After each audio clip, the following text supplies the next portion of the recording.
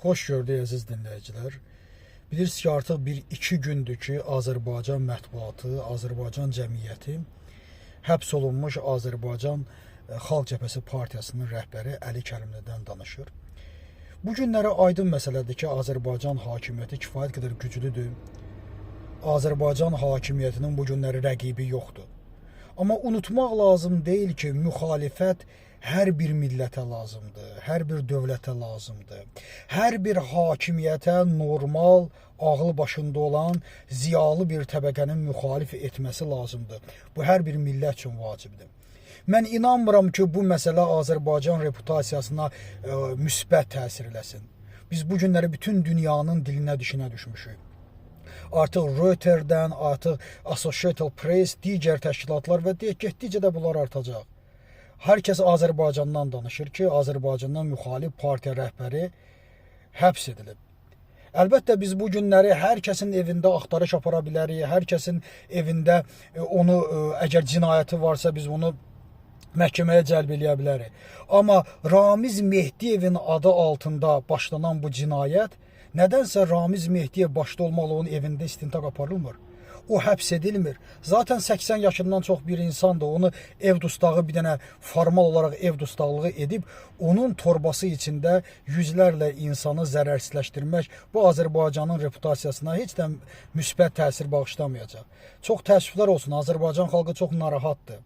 Və mən düşünürəm ki, bu günlərə Azərbaycan xalqı, Azərbaycan dövlətindən nə gözləyirdi?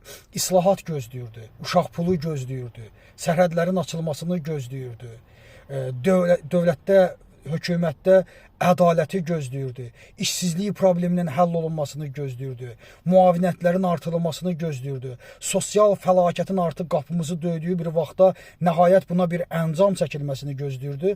Amma bu günləri biz Əli Kərimli həbs edilir. Məgər Əli Kərimlinin həbs edilməsi Azərbaycan xalqının rifahına xidmət eləyəcəkmi? Onun uşaq pullarının qalxmasına xidmət eləyəcəksə, onda nəinki Əli Kərimli, yüzlərlə Əli Kərimliləri həbs edin, heç olmasa Azərbaycan xalqının vəziyyəti düzəlsin. Amma inanmıram ki, bu məsələ Azərbaycan xalqının sosial vəziyyətini düzəldəcək. Nəyin bahasına olursa olsun, kim nə danışır, danışsın, kim müxalifətlik edir, etsin. Amma yaddan çıxartmaq lazım deyil. Ən böyük müxalifət dövlətlər üçün də, hökumətlər üçün də ən böyük təhlükəli müxalifət xalq özüdür. Əgər xalqın rifahı yaxşı deyilsə, bütünlüklə xalq sənin müxalifətindir. Onda istərsən yüzlərlə Əli Kərimlilər tutulsun, istər minlərlə Elxanlar tutulsun, yüzlərlə kimlər tutulsun. Əsas məsələ ondan ibarətdir ki, biz də bir ictimai fəal olaraq bildirmək istəyirik ki, bəlkə hökumətin xəbəri yoxdur və inanın, xəbəriniz olsun, Azərbaycan xalqının sosial vəziyyəti həqiqətən pik həddindədir. Həqiqətən Azərbaycan xalqının sosial vəziyyəti partlayış həddindədir. Bu kimlərinsə həbs olunması ilə həll olunan bir məsələ deyil.